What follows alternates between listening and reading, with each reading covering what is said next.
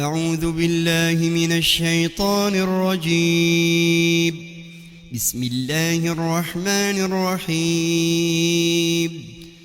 الحمد لله الذي أنزل على عبده الكتاب ولم يجعل له عوجا قيما لينذر بأسا شديدا من لدنه ويبشر المؤمنين الذين يعملون الصالحات أن لهم أجرا حسنا ماكثين فيه أبدا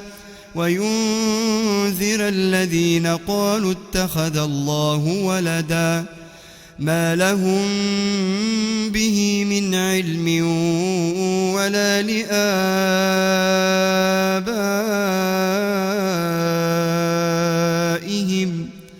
كبرت كلمة تخرج من أفواههم إن يقولون إلا كذبا فلعلك باخع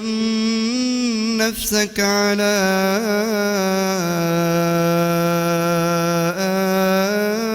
آثارهم إن لم يؤمنوا بهذا الحديث أسفا إنا جعلنا ما على الأرض زينة لها لنبلوهم أيهم أحسن عملا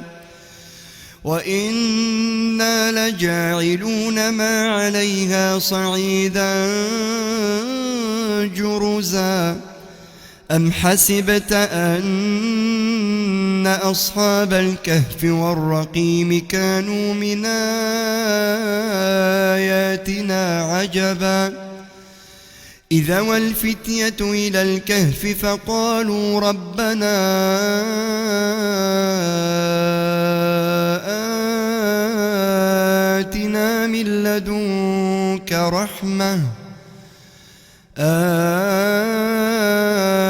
آتنا من لدنك رحمة